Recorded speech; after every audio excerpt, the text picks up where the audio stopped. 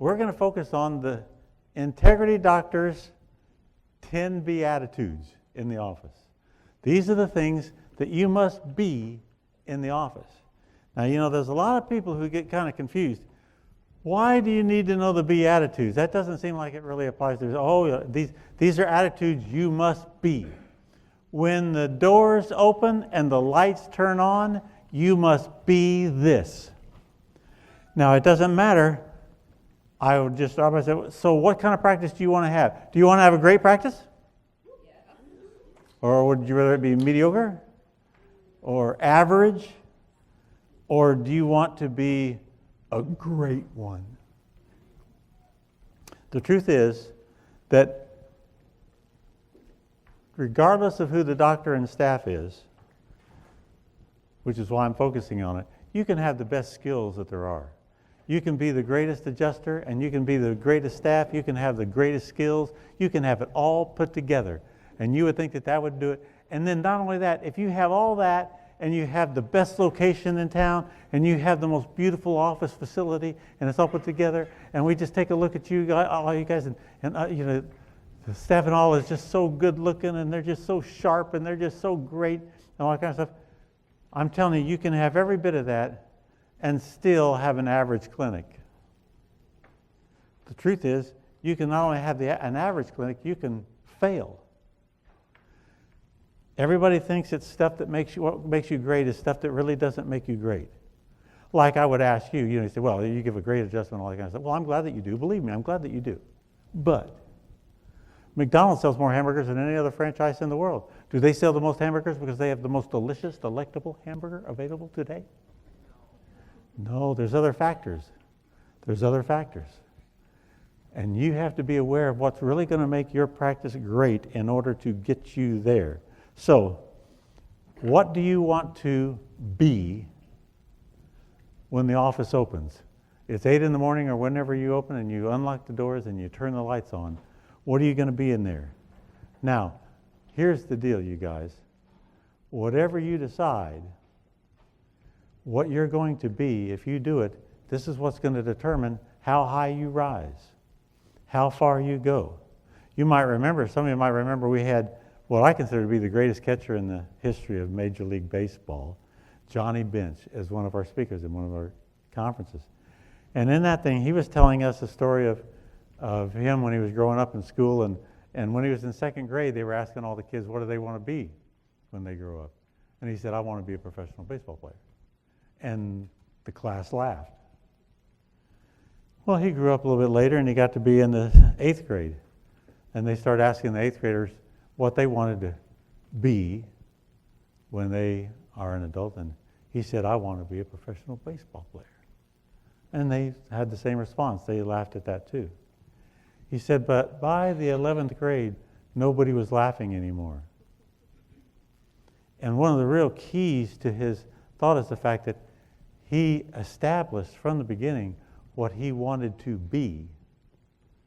And a lot of people now are as old as he is now, and they still haven't decided what they want to be when they grow up. Deciding what you are going to be is a big decision. So we have to take a look at it. What is it that you want to be? You have to decide what that's going to be, and that's going to determine what kind of office that you are going to have. So,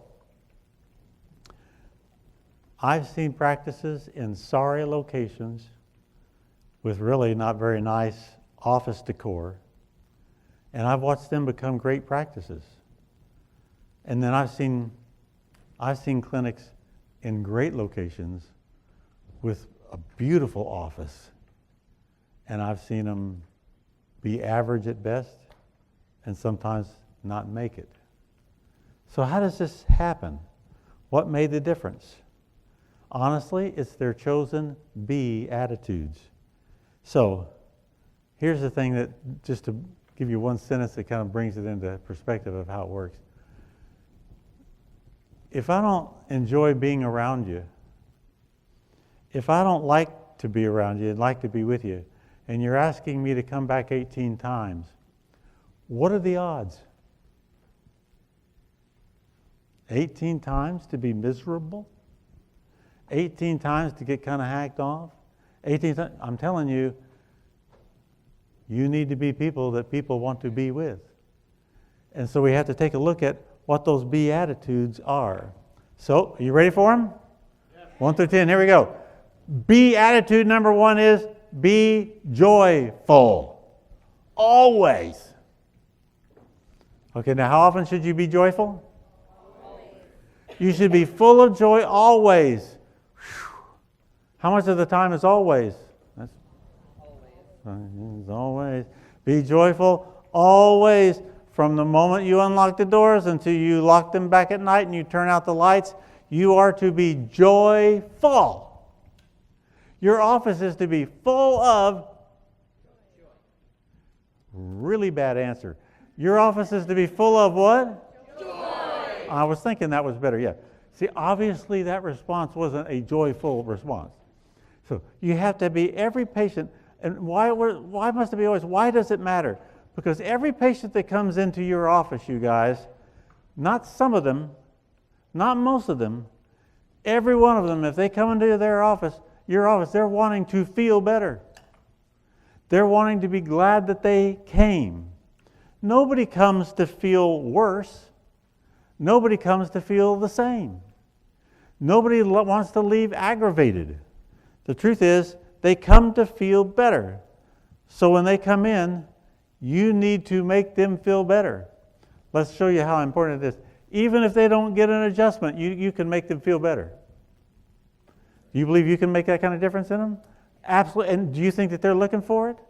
Oh, boy. I mean, there's nothing worse than coming in. Like, I don't like to walk into an office, and I walk in, and I walk up to the front desk, and the front desk person is looking at their computer and typing on their computer, and they don't even look up.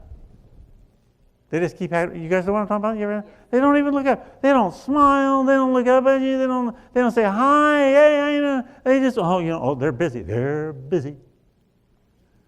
I did have true story, I did have an occasion one time. I went in there and it was very much that way. And nobody was acknowledging the fact that I'm standing like within 1 foot of their face.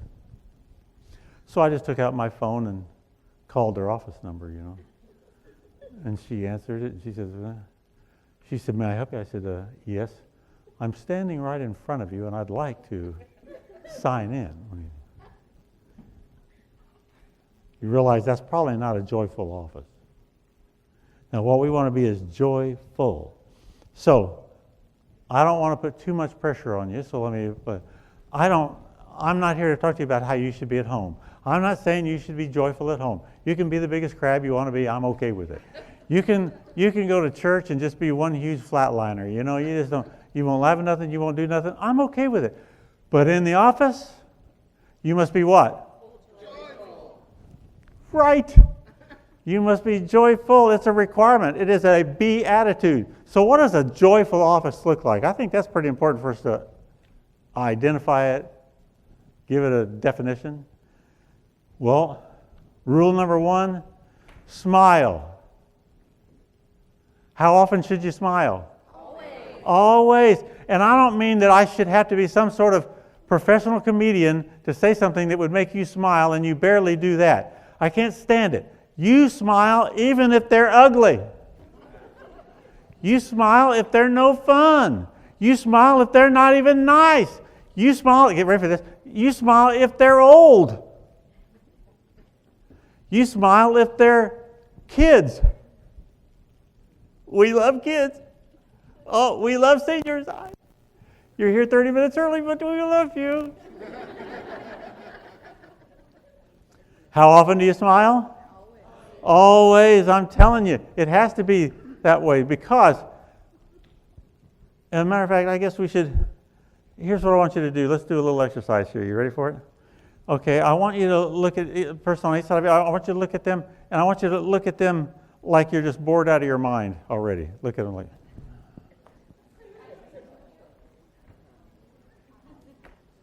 Okay, now let's try another one. Let's try another one as a look. Look at each other. Look at them like you don't like them.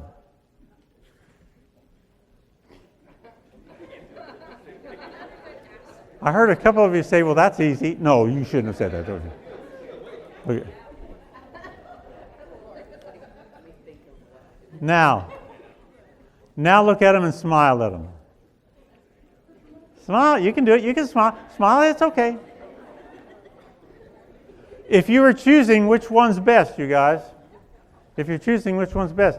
Now, you might say that this is what I'm saying is normal stuff. It is not. I can't tell you how many times I've walked into not only the reception area, but walking down the hallway, running into other staff people that are working there, and they don't even look at me, much less smile at me.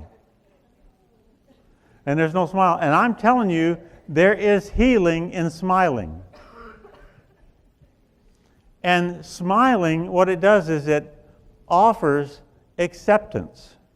It's like you're glad they're there and stuff. And if I don't feel like you're glad I'm here, and if I don't feel like I'm accepted, I've got 17 more opportunities to live up to your expectations and not show up and not be there and not get a grumpy response. All in favor say aye. Does it matter? Smiles matter. They're always going to. So, believe me, that means that you smile, and let's take all circumstances. That means that you smile even when they got there late. What do you do when they come in and they get there late? Finally.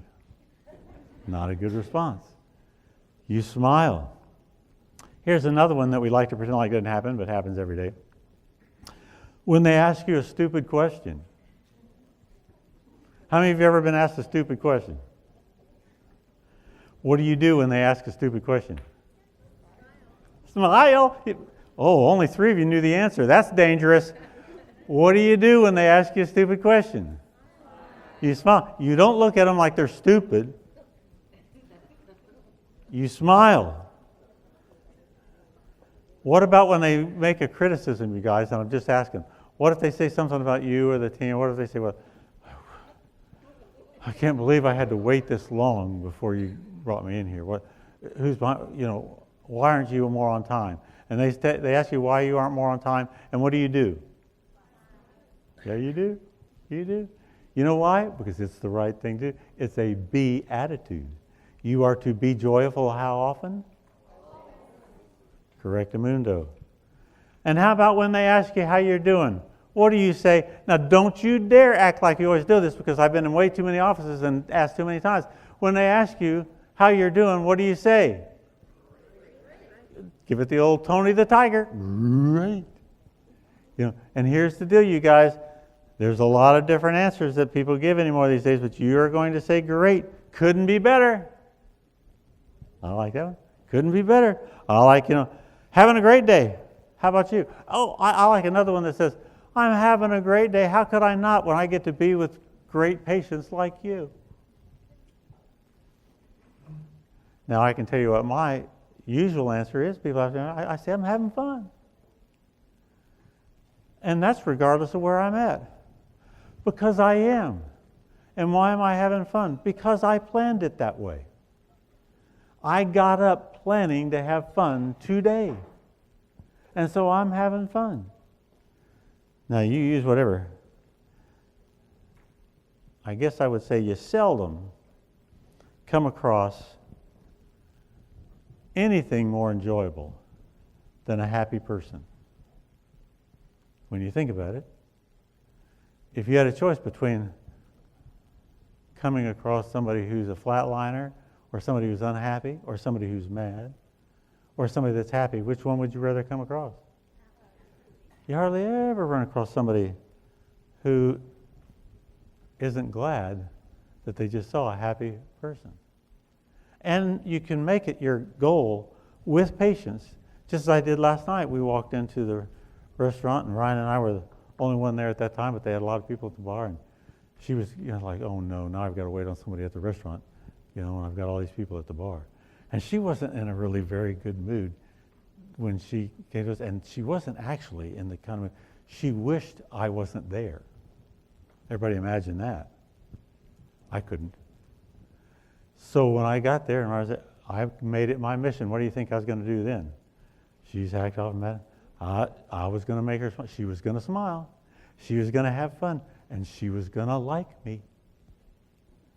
And even though Doug and Pamela, they came in late, but by the time they got there, I had her broken. I had her where she was smiling and she was nice. You know why? It was my mission.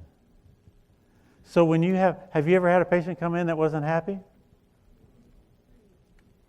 What do you make as your mission? You're going to make them happy. You know why? You are joyful always. You are a light in that office. So here's what the 98% of the offices look like. When you ask them how you're doing, and I've done a study of this in case you're wondering, and this answer has changed over the years. Just in these last couple of years, this is the answer I get more often than any of them. I say, how you doing? And they always say, can't complain. You guys ever hear that? Well, can't complain. How you doing? Well, can't complain. Oh, I say, well, so what would it take for you to complain? How low can we go? You know, what's the goal here? What, you can't complain? Now, one that used to be more common was, I'm tired. I'm tired. It's been a tough day. And you know, I'm telling you, in offices, I've had them start telling me why they're tired. Oh, yeah, both my kids were sick last night. Yep, they were sick, and then vomiting and stuff like that. And I was up all night cleaning it up and stuff like that. And now they can't go to school, and I had to arrange to get the kids going, you know, where they're going to go, all that kind of stuff. Really? That's why I came in here? I'm to be your counselor, go through, or maybe what should her answer have been? Great. Having fun. How can I be anything but great when I get to be with people like you? Is there a difference, everybody? Now, as soon as you walk out of that door in the office hour and you're closed, say whatever in the world you want. I don't care. You can say, ugh, life is horrible. I'm good with it. But when the office lights are on and the door's unlocked and the patients are coming in, what are you? Great. Yeah. Even though you're not naturally great? Nope, you just are. You choose to be. It's the plan. You can't say those things. Be joyful always, because they are not there to sympathize with you. The point is this: when a patient comes in and spends 15 minutes to 30 minutes in your office, when they leave, they better leave better than they came, even if they didn't get an adjustment. That is your job. I always say, that is your job. Even if you did the procedures right, you didn't. Your attitude is to be joyful. How much? Always. There you go. I think we kind of got it. The joyful office, here's another way you can define it. The joyful office makes every visit a pep rally. Now, you know, you guys, I got to thinking about this, and this may show my age or something. Do they still do pep rallies anymore these days? They do? Oh, okay, well, good. Then it still works. Make every office visit for them. Every office visit you have come in there, if you have 1,000 patient visits in a month, you have 1,000 pep rallies. And the pep rally is basically to make sure that you can take them, because most people don't know, this might surprise you, so that's why I say, most people don't know that they're doing as good as they're doing. Most people, they wait for you to give them the assessment, and a lot of patients are still waiting. In other words, you are their fan club, and you give them this pep rally, and the pep rally says, wow, Sally, you are so much better. I am thrilled with your progress. Wow, I mean, it's amazing how you're walking so much better, and look how you came in, and this is awesome. I can't believe the progress you have already made. Well, you know, they may be becoming grumpy, and they'll start to, oh, well, thank you. Yeah, I am feeling. They need you to lead them. And you lead them by being their biggest fan. And your patient visit should be a pep rally. I can tell just by the way you came in that you're doing better. Man, do you remember the pain that you were in when you first came in here? Can you remember that? Well, yeah, I do, yeah. I'm so proud of your progress. And then you can even call in one of your other team members. They might be coming down the hallway like when you're talking to them, or maybe they'll come in while in the reception area. You say, hey, Sally, come over here. Can you believe how much better she's doing now? I mean, look at her.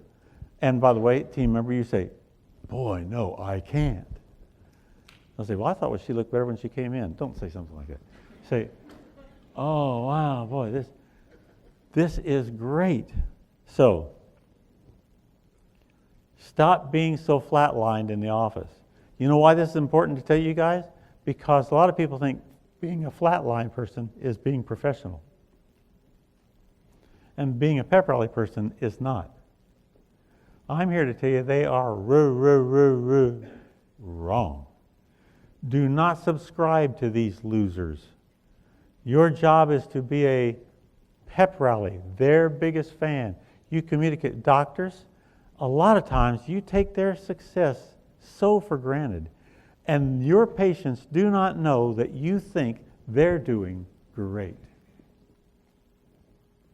And they need you to tell them. Can we do this, you guys? All right. So, in other words, be happy and rise to the top. Beatitude number 2.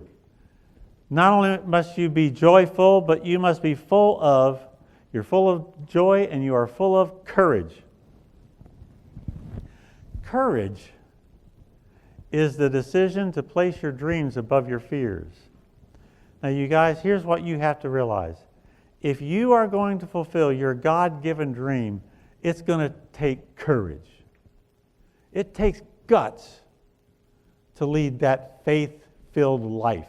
It takes courage. It's not for the faint of heart. People don't live the dream that don't have courage. That's why so few people live their dream. It takes courage. What do I mean? Because when you are really trying to get 80% of the population under chiropractic care, and when you're really trying to change the health of your community and your world, I'm telling you, there's going to be opposition to it, and it's going to take courage to overcome the obstacles. And there could be many of them. It takes courage when you're up against a tough situation. The first essential is that you stand up to it. You don't let it beat you down. You don't let it stop you. You've got to have the courage and the strength to face it, to pray about it, and then hit it in the face.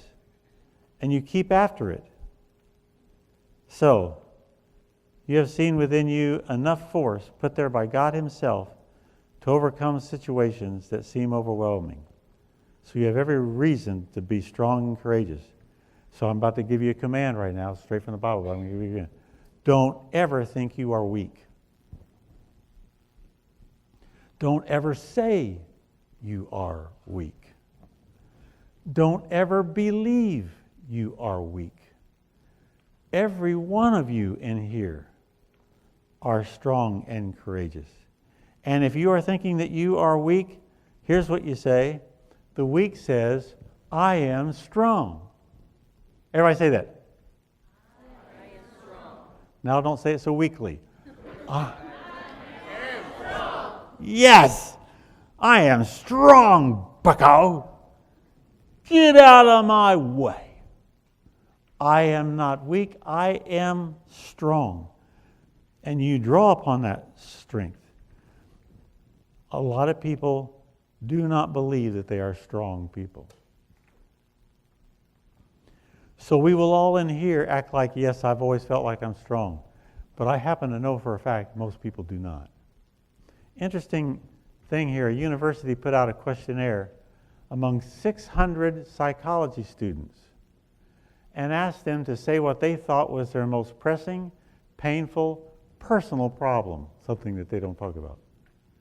70% of them, 70% you guys, 70% of them said it was a lack of courage. You know the great thing about it, that answer?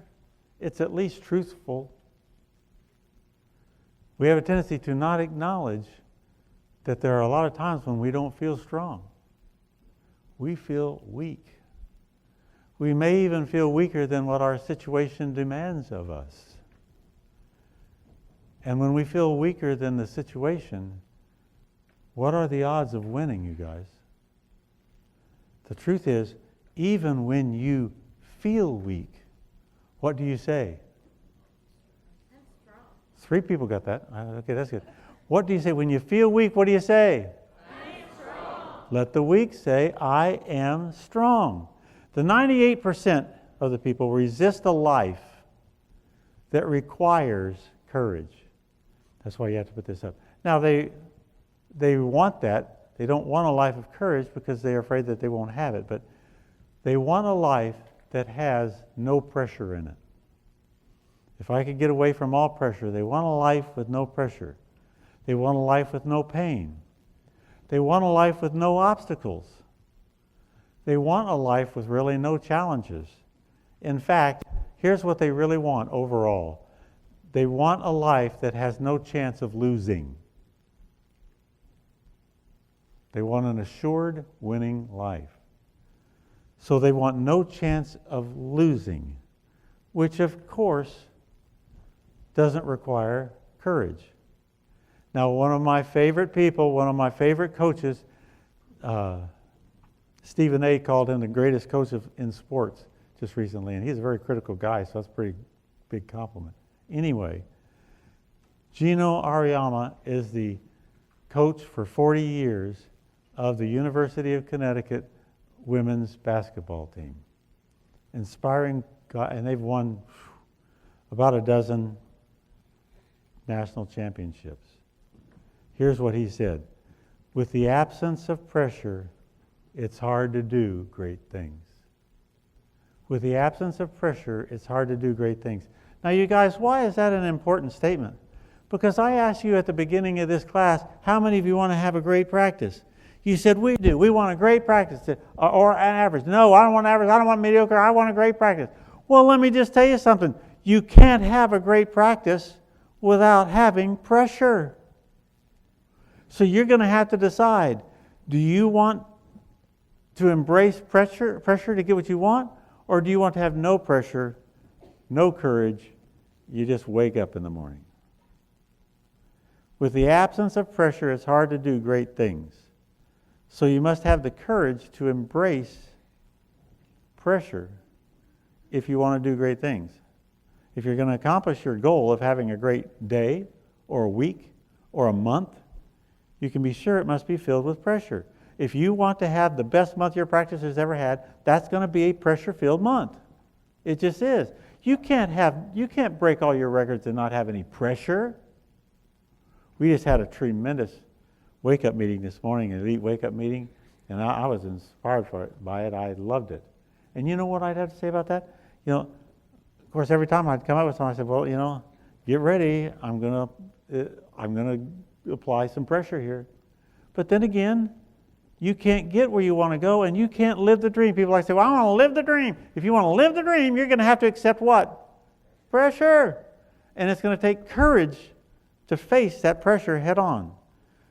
If you're going to do a great job, you're going to do a great job in that office. And if you're going to have a great practice, it will require great pressure. So if you are going to be a great one, you're going to have to embrace pressure. So it's kind of your decision. The successful team has the courage to do what's important in the office to reach the clinic dream. Now, most people do. I hardly ever find an office that says they're not busy. They almost all, whether they have 25 visits a month or 250 a month or 2,500 a month, they all say they're busy. They all feel like they're busy. But, I'm telling you, if they're busy, it means that they're not doing what's important. They're just doing busy work. I'll give you an example that I had just recently. I was signing up a doctor to a contract who was in great financial troubles. And, you could smell the smoke from the burning flames of going down. And I was sure he was going to sign because it was definitely something he needed to do. If he's going to save this clinic, and it's something he needed to do. I sent him a contract, and he sent it back to me unsigned. So I said, why didn't you sign it? He said, because on the contract, he had there was like 3 sub-paragraphs, like you have 1, 2, 3, and then you have A, B, C, and that type of thing. And there were 3 sub-paragraphs that were A, B, and C. And he sent it back saying that he wouldn't sign it. He didn't sign it because the A, B, C were not lined up properly in a straight line.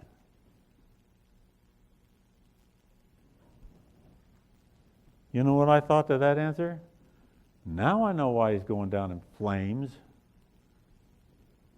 He's so obsessed with stuff that does not make any difference that he has no time to do the stuff that will make a difference in people's health and in their life and get them in there. Does everybody follow what I'm saying here? You've got to be consumed with doing what's important. What you must do, where you do clinic, dreams, activities only. What accomplishes the goal? Seeing what is important and having the courage to do what is most important is actually the hallmark B attitude of a successful team. Now, I got to tell you this, and you got to realize, I'd have to say that everybody thinks that this is what they do, but mostly they do what they really want to do, what is easiest to do, what is the most enjoyable to do, and what doesn't require any sacrifice to do. And then you'll have them say they haven't had time to do the important. So, the average team gets bogged down in the details of little problems. And the real reason is so that they don't have to face and muster up the courage to do the big challenges and risks and tasks that need to be done to grow. And you guys, I'm going to define this. I'm not just going to say the words. I'm going to give it total meaning here so that you don't do busy work that is also just more comfortable and doesn't require courage. Here's some examples, and I got a few here. They don't want the pressure of scripts to learn. They don't want the pressure of training. They don't want the pressure of schedules to follow. They don't want to hear that this procedure should take you 5 minutes, whatever. No. They don't want that kind of pressure. And so then when you even schedule people, and you schedule them according to what each one of those procedures should take, whether it's a report of findings, or it's a wellness report, or it's an adjustment, or whatever it is, or a therapy, you want to take whatever it takes. No, it's not the way it works. But you don't like the pressure of being told how long it should take, and you don't like the pressure of being told to say these things. You don't want a script for the phone because you want to say kind of whatever you feel like. Touchy-feely people, rather than what you should say. So clinics without courage have been programmed to avoid pain at all costs. And that promotes a losing mentality. So you have to be able to do what's important. Get this one.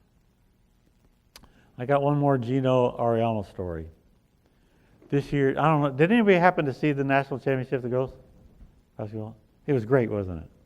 Well, unless you were, that's right, if you weren't for UConn, I guess it was a really sorry game. You're right about that. I'll take that back. I won't even ask that question.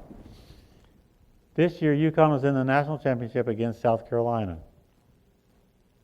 And South Carolina had won the national championship the last 2 or 3 years in a row. And they were kind of saying if they win this year, then they're going to be considered a dynasty. Now, UConn at this time had won 11 national championships. But he's been coaching for 40 years, you guys, and it had been several years since they had won the national championship. So obviously, people are asking him, and I'm sure he's asking himself, is he over the hill? Is he done? Should he get out? Should he get out of the way? Should somebody else take over? And so on and so forth. So then they asked, he's meeting with his team just before this national championship game that they haven't won in several years. And now they're facing it. And of course, he's kind of wondering, is this going to be my last one or no, right? So then here they ask him, what was your instructions to your team before coming out for this game? What did you tell your team? Instructions were classic. Here's what he said. Don't worry about losing this game.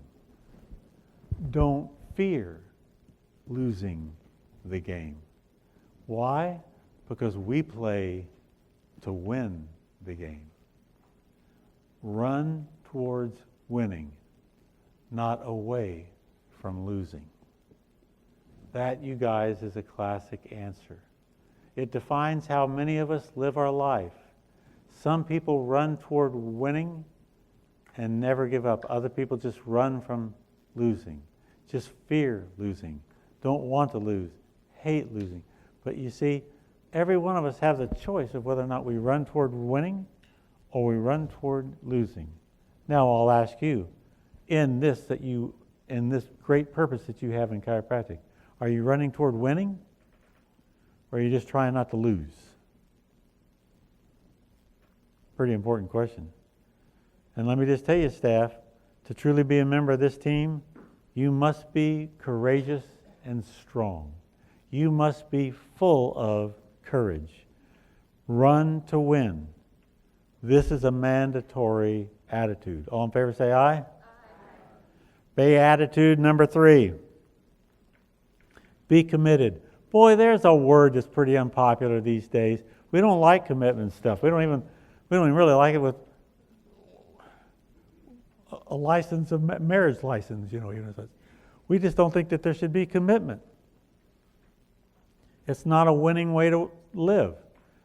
Our beatitude in the office, like I say, have any attitude you want outside, but in the office, when you come in there, when you walk into this office, you are 100% committed. You are going to be committed, and you're going to be that 100% of the time in that office. And you're going to be it 100% of the time, not kind of, sort of, and not some days. Some people are committed some days, and some days they're not. Some people are committed some of the day, and some are not committed other parts of the day. Some people aren't committed on Mondays. Some people aren't committed on Fridays. They're just not, they are haphazard in everything. The scripture says this, it says, don't be lukewarm. It says God can't stand the lukewarm. 98% are lukewarm people. Don't be lukewarm. It's either you are going to be a committed life, but don't be a lukewarm. Don't kind of, you see, let me give you examples. See, most people are, how'd you like that? I liked it. Hey, how'd you enjoy that this morning? It's okay. It's all right. Hey, how did you enjoy the morning? I loved it. That was great.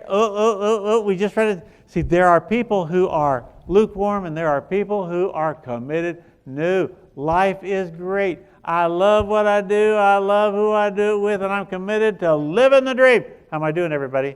When you walk into that office, you are committed, 100%.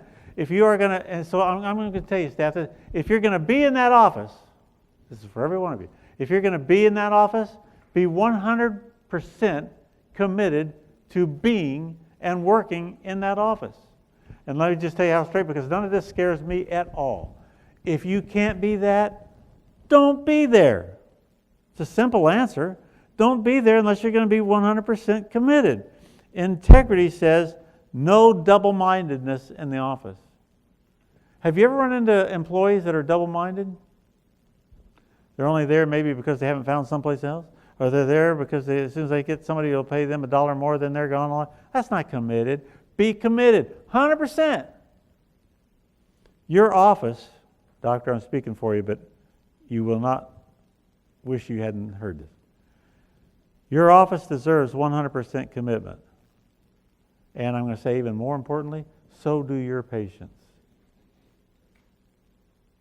When I come into your office, I expect that team to be committed to my health and well-being. If you wish you were somewhere else, I get it. I'm not arguing with you. I'm not trying to change you. Just quit and go somewhere where you can be 100% committed.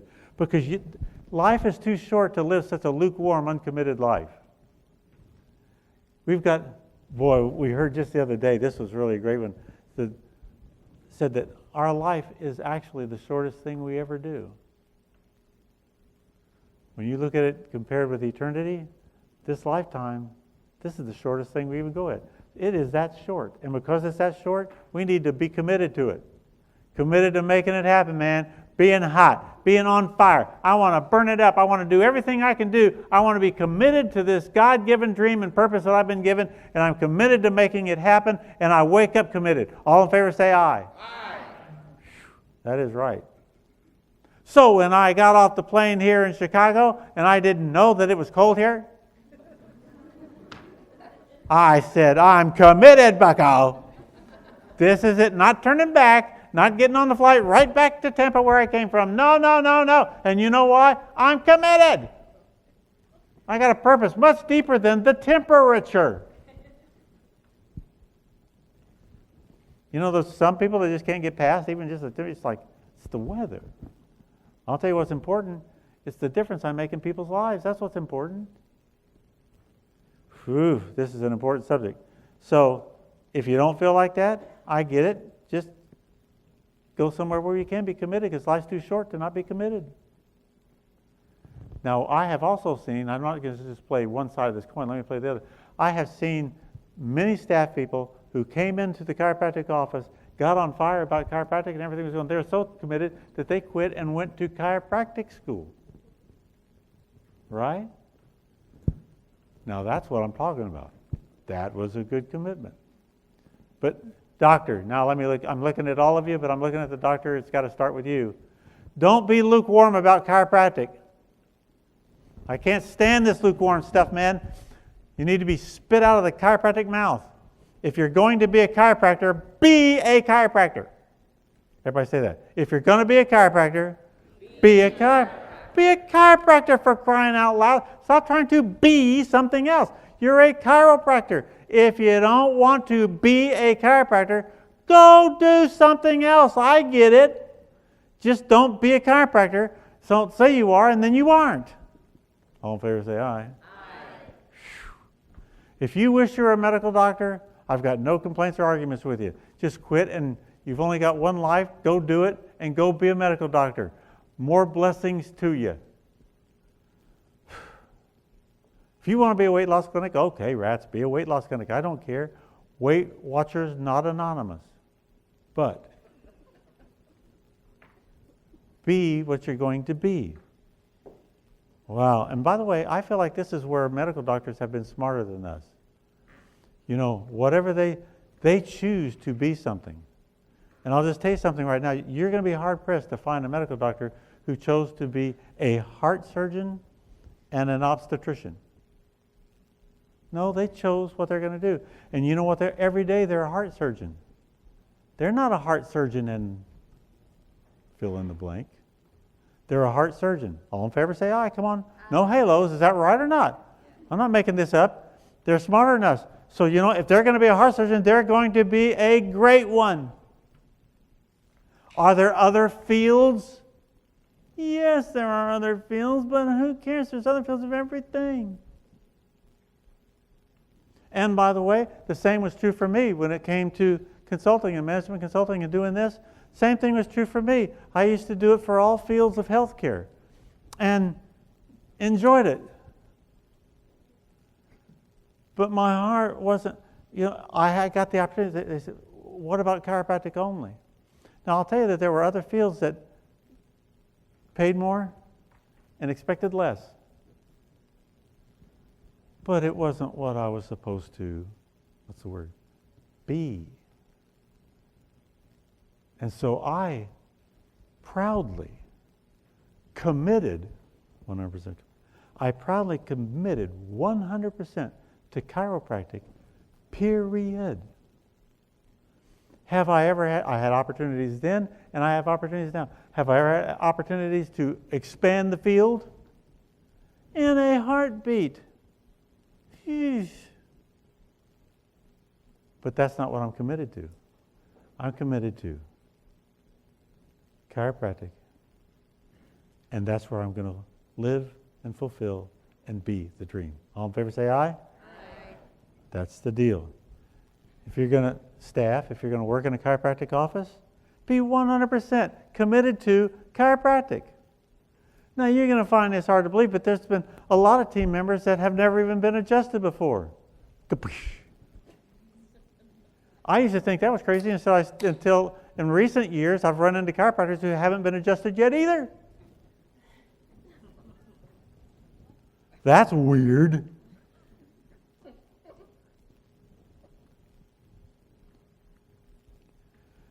Zig Ziglar said most people who fail in their dreams don't fail because of their lack of ability, but from their lack of commitment. Now that's suitable for framing, really, isn't it? Most people who fail in living the dream don't fail because of their lack of ability. In other words, they could have done it, except for their lack of commitment. Let me give you examples. I'll be specific. There is no way that we can get 80% of this country under chiropractic under chiropractic care and wellness care and not be committed to chiropractic. If you've got your eye on 7 different things, I'm telling you, we aren't going to get there. And I'll tell you this, we are going to be so diluted that we don't really succeed at doing any of those things. You got to choose and be committed to what you're going to be. All in favor say aye. So, let's get on. Be committed to the purpose of your work. Wherever you work there with all your heart. It's a real shame that most people live their work life half-heartedly. It robs them of being fulfilled. You can't be fulfilled that way. It's like a ball player that doesn't care who wins the game or how well they played. Whew. By the way, have you guys, I don't know if you're like, this could be just me, I don't know. But you know, I don't enjoy watching ball games when I don't care who wins. You know, you ever watch ball games and you're just like, who are you for? Nobody. Now, I'm not saying I might not just sit in front of the TV, but I don't like it. I'd rather be for. I was talking to some of you guys just a while ago from Wisconsin, and it's like Green Bay Packer fans. I'm telling you, I mean to tell you, there's nothing better than a Green Bay Packer fan. And if you watch the NFL thing this week that was held there in Green Bay, my word, yeah, I mean, those guys, whoa. If we were fans of chiropractic like they're fans of the Packers, I'm telling you, we'd have 80% next month. That's how much difference this thing makes. You might say you're committed, but no, not so much. I don't know, have you ever seen it? I mean, they're wearing cheese on their head. Such a deal. They're committed. And I think it's fun to watch. What do you think? I love it. I respect it. I respect anybody who is 100% committed. It's the lukewarm people that I just soon not be around, because they will pull me down. Does everybody understand where I'm coming from here? So look, you guys, it isn't any fun to do this. Commitment to your purpose of changing the health of our world. Okay, so everybody say this after me the way I say it. I am born to heal. I can change the health of my world. And I will do whatever it takes. Do whatever it takes. Because I believe. I was born for this. So, you guys, that's a commitment. Never, you've heard me say this all through the years. Chris was just telling me, he's been a client for 22 years, Chris Robinson right now. 22 years. He's been a coach for 14 years.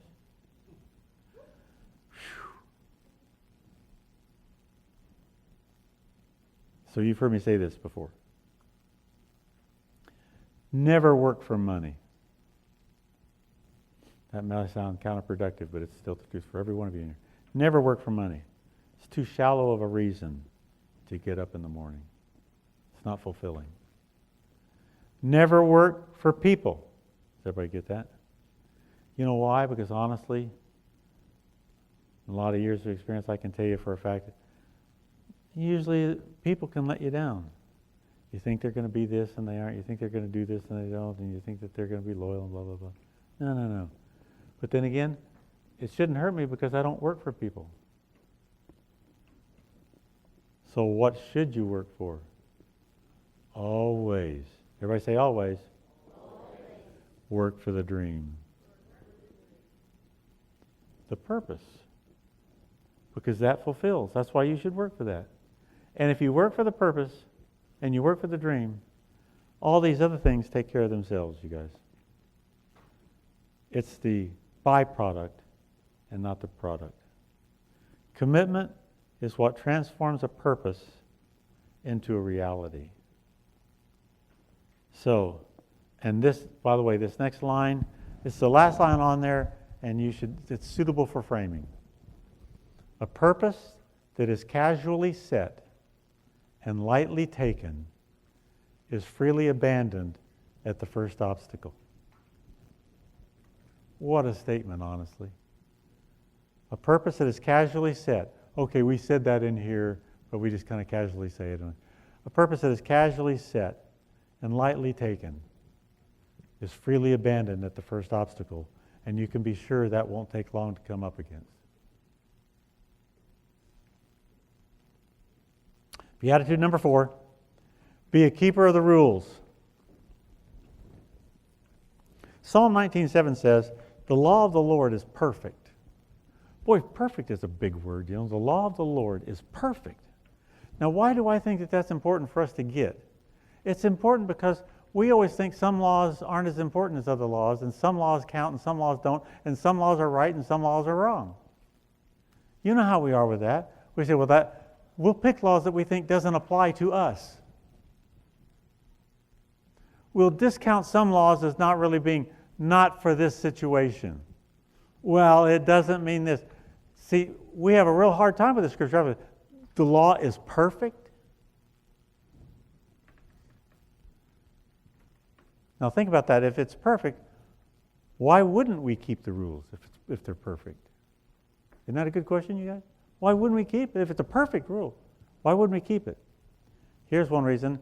We don't realize that rules are there because they are necessary to winning. Now, you guys have to admit, we sometimes don't see rules this way. Sometimes we see rules as something that's just put out there so I couldn't have any fun. Sometimes we see rules that are like it's a restriction of our life, rather than they are essential if we're going to win. We must keep these rules if we are going to win.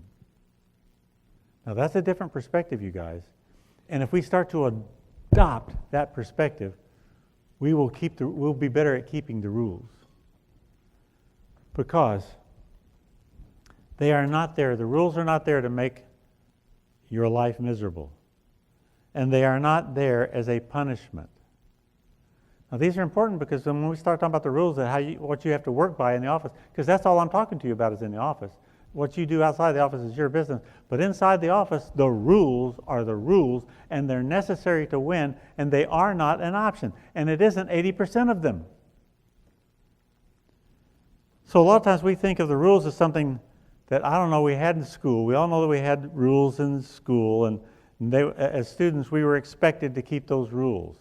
So I don't know, we were given lots of rules, don't copy on somebody else's paper, and you're going to have these things. And we also even had things, like I was going to ask you another question of whether they still do in school or not. Do they still have the bell? Do they ring the bell to start school? Okay, they do. I didn't know if they still had bells. I hadn't heard a bell in a while. Anyway, they did when I was, and there was something about the bell. I'm telling you, when it's time for school to start, the bell rings. I'll tell you something else. You're not leaving there until the last bell rings. You can't go to lunch until the bell rings. Life revolves around the bell, and you're not going to get away. And I'm telling you something, if you come in late and you get there after the bell rings, you're in trouble. Because the rule is that you get there before the bell. When the bell rings, you're supposed to be in your seat. Am I right about this? Now, here's the deal. You might get away with it once or twice, but I'm telling you, if you break that rule more than a couple times, there's going to be a price to pay. Because you weren't there when the bell rings. There's rules we learned in school. In those schools, you have to keep them, or there's a punishment. And if you don't keep those rules, sometimes you get a bad grade on your paper. Sometimes you get a bad grade on the subject. Sometimes you don't even pass the grade because you didn't keep the rules. And if you don't, there's a penalty for it. Now, one thing is certain. We learn the importance of obeying the rules, or there's consequences. We learn that in school. But here's what we changed, and here's what gets weird, is that we decided that after we get out of school, rules don't apply anymore. It's the bill, it doesn't matter. Dad, there's a cop up ahead. I don't care.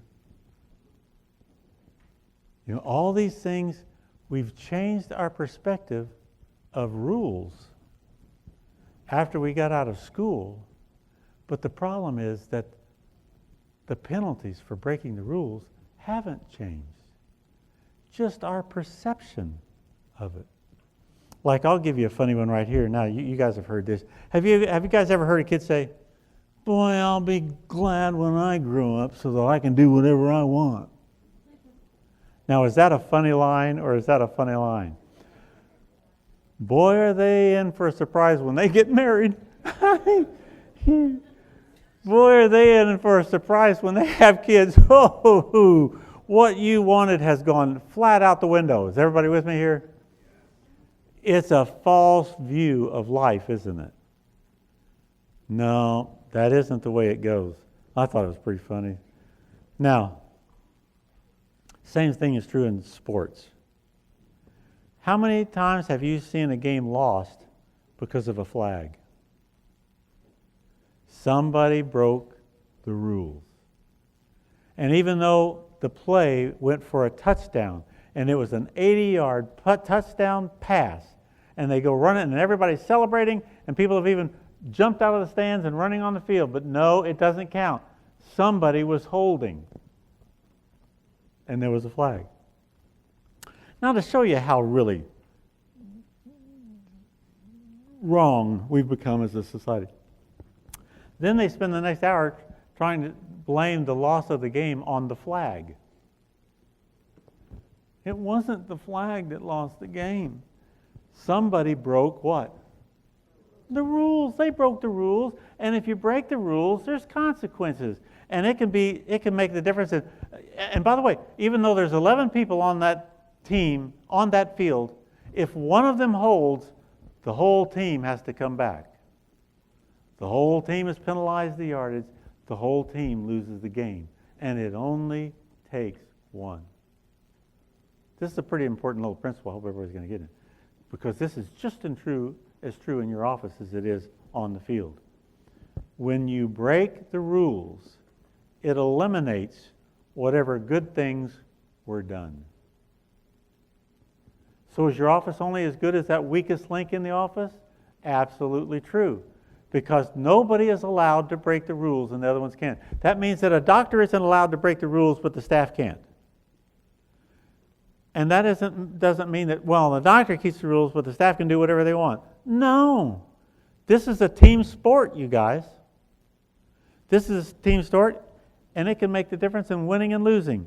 You must be committed to keeping the rules. It's a B attitude. The attitude of freedom from rules will kill your practice. You must have an attitude of respect for the rules of good business. You can't break the rules. And if you do, there are penalties, punishments. And as a result, you can lose the game.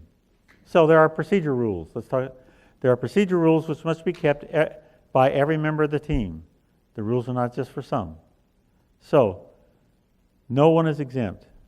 And this is important because if you have 10 people on your team and one of them breaks the rules, it can result in the entire team being punished and the work of everybody being lost. Everyone on the team must respect the procedural rules. There are also overhead rules, Doctor, which must be respected and kept. There are amounts of money spent on an office space, on a build-out, on equipment, on number of staff, and on salaries. You have to respect these rules. You just can't have as many staff as you want to have because somebody says, yes, I need help, and just pay whatever you want to pay, and yes, we need these. You can't do it that way. There are rules. We cannot do whatever we want to. That little kid was wrong. You don't grow up and become an adult and now you get to do whatever you want. No, you don't. We cannot be like the government, you guys, and just raise the debt limit every year. And we can't raise the taxes and just we can't charge the public because we spend too much. So, the problem with it, we can't just print more money. Wouldn't that be good? We'll just print more money and raise the taxes. Well, it doesn't work that way. We're normal people. So we have to have an attitude of respect for the rules of overhead. And if we break those rules, the penalties and fines can break the practice. It's just, we must be a rules keeper. So let's start with the procedural rules. The system, like the law that we read about in Psalm, the system is perfect until the rules are not followed, and then the game is lost. Because the penalties will kill you. But most offices do what most offices do when they start losing. They start blaming the rules and the flags that were thrown and the penalties, rather than the fact that they shouldn't and they can't break the rules. You don't blame the results of breaking the rules and then make up your own directions. You blame the breaking of the rules. The result of an office not running on time is an example. Like maybe some of you need a bell in your office. And every time the doctor's in there for too long a period with a patient, somebody ring the bell, and you got to come out. Oh. And what about patients waiting in the reception area? What about the phones not being answered in a timely manner? What about the calls not being returned? Even if the patient left a message on the phone. What about the follow-up calls that are supposed to be made if somebody missed an appointment? What about missed appointments, and what about wellness reports that were not given? What about advanced multiple scheduling that didn't happen, or just half of it happened? You broke the rules. A football player can't say, well, I only held him with one hand.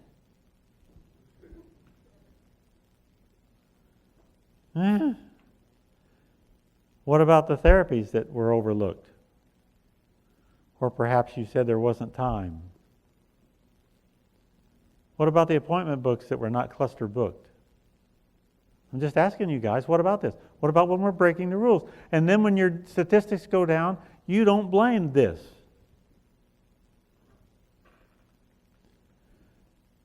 As you know, I could go on and on about these things, but these rules are important. How many of the rules are important to keep? And how much of the time should they be kept? Very few people respect the rules it takes to win. To honestly win the game of profitability, you have to respect and follow the rules of overhead.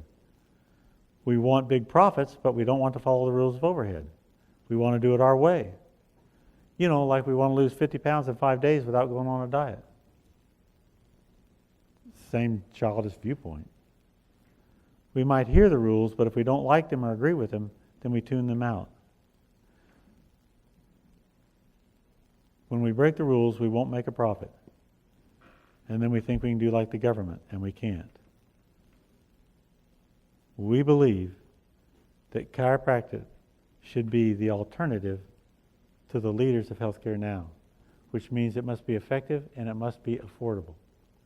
So when you're doing stuff and you're not following the rules of overhead, then you need to charge a lot more for it. Then you charge your patients way more than you should. And some of these charges that have been done here are just astronomical and totally against our whole person being there. I mean, nobody has to get... Whereas medical bills can absolutely rob a person of their inheritance or their estate and retirement plan.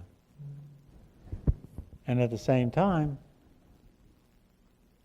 we shouldn't do anything that's taking them from that. A wellness visit is so affordable, I'm proud of it. An adjustment is so affordable, I'm proud of it. Now let's do our job, get 80% under it, and we're going to get 80% under wellness care, and I'm telling you, the rest will take care of itself. All in favor, say aye. So, you have to learn and respect the rules of overhead and procedures, and you have to follow them 100%. These are good business rules, and they are proven. Sometimes you hear doctors complain that, well, no, we don't get enough, and they're crying that they have a big practice, but they haven't experienced the profitability. Let me just tell you this right now, everybody. Take a picture of it, underline it. The only thing that's happened, the answer is, yes, they may not be experiencing profitability, but you know why? They've been breaking the rules. 100% of the time. Not some of the time. Not I might look into it and see. I'm telling you, 100% of the time, if they're not having the profitability, they're breaking some rules. How many rules does it take? One to call back a touchdown. Okay. Beatitude number 5. I know. So I'm going to talk real fast. The next thing you have to do is you have to be bold. Everybody be bold. It is just a fact that high achievers are a bold group of people. They are bold. And it is also a fact that most people are not bold people. That's just a fact.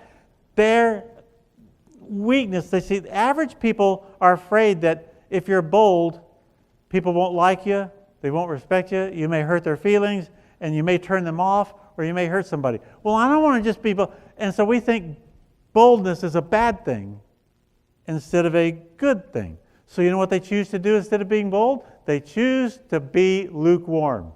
They choose to live in the middle. They choose to kind of do everything. They sort of do everything. Frankly, high achievers are only concerned with hitting the mark, with being able to fulfill the purpose. And the truth is, being bold enough to become a high achiever never hurts anybody. Never hurts anybody. Being a high achiever, being bold never hurts anybody. Everybody say that. Being bold never hurts anybody. It helps them. Boldness is prevalent among champions.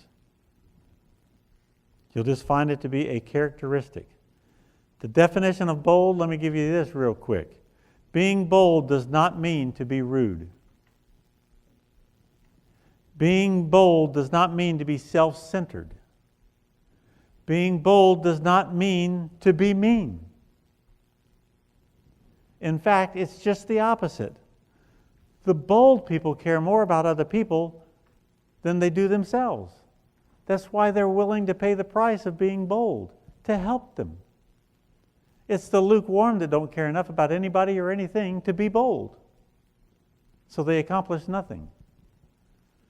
The bold will work and sacrifice and go beyond the call of duty to help other people more than they will help themselves. And they'll run the risk of hurting themselves in order to help that person. The average person doesn't have enough strong feelings to sacrifice for anybody or anything. They believe it's better to not get involved. And so they just let everything and everyone do whatever they want. They just might sing, "Let it be." So, never be mean, you guys, in the name of boldness. It would be a misuse. Never be rude under the banner of boldness. Be bold on their behalf, taking up for them, rooting for them, supporting them when maybe nobody else does. You're bold enough to support them when others are tearing them down. Not going to let it happen. I'm not that much of a chicken. It's caring for them when nobody else will. Be bold enough to make a difference in people's lives. So let's take some examples. Be bold enough to talk to all the other businesses in your community about how you can come in there and provide a great natural health benefit to their team and their business without costing their business anything. And you'll come in providing them with a company special with free screenings and special first day services. It's just another benefit that we will give your company to make a difference in their health and lives. Be bold enough to do everything you can to get all the babies and children under chiropractic care. You know why all the babies aren't under chiropractic care right now? Because most mothers don't know it and they would be scared to start the babies. And they say, well, I'd be nervous about, it's their first child. And all that kind of, well, I'd be nervous about bringing in my baby. I don't know what that would do. Phew. Of course, they would be scared. That's a natural thing. But you're bold enough to educate them so that they can provide the best for that baby. So you'll seek them out. Be bold enough to get all the athletes, because there'll be better athletes with chiropractic care than they will be without it. So bold ones are going to make sure that they get the message, that they get the memo, rather than just allowing it to be something in silent. Most people aren't there because they don't know. Be bold enough to apply this to your work in the office. If a patient drops out of care, you guys, team, stay with me here. If a patient drops out of care, the average office will just let them go. They don't care. They're lukewarm. Oh, well, they just probably don't want to come in. Well, I don't want to make anybody do something that they don't want to do, so I don't want to call them when they don't really want to come in. No, you're wrong about that. Just look at yourself. Do you only do what you want to do, or are there some things that you aren't doing that you know? Has anybody ever gone on a diet that, what do they want? They want to be skinny, and then they quit. Did they quit because they didn't want to be skinny? I'm asking you, had nothing to do with it. They need a call of encouragement, as an example in that case. And this is when they miss an appointment, or if they drop out of care, it isn't because they don't want to be healthy and have all the advantages and benefits that chiropractic provides. It's because they got involved doing something else, and they need somebody to encourage them to get back. Somebody has to be bold enough to help them. You have to care enough about these patients to actually want to help them with their health and life. It isn't something that's going to come naturally. They're bold enough to call them and to encourage them. If you don't call, you don't care. And the bold ones care. The average office will be sure that no one wants them to come in and do a screening of any kind of presentation. They'll be sure that other businesses don't want it. They just don't want to be bold or pushy. The bold clinics, they call. The average clinic wants to give away prizes and candy. We talked about this on our wake-up meeting. They're bold enough to give away prizes and candy because it takes absolutely no courage and no guts to give away candy bars. But screening them and signing them up for chiropractic care, that takes the bold. All in favor say aye. That takes the bold. When a new patient comes in, the average clinic will be satisfied with just that patient. I know, I'm getting real close though. With just that patient. Here's the deal. If you have 80 new patients this month, and they're all from individual, different families, every one of those patients is tied to at least 2 people that aren't under chiropractic care that needs to be, which means you actually had the potential for 240 new patients out of that 80, unless you're not bold enough to ask for them, to go after them. Don't be satisfied with the 80 that came in. Go for the 240. Be bold. That's what the great clinics do. And then, when they get to the end of corrective care, be bold enough to get them into wellness. You know why you get them into wellness care? Because that's what's best for them. And you stop caring about yourself since today, and from now on you're going to care about them. Stop not caring about other people. Get a heart. If you get a heart, you'll get bold. All in favor say aye.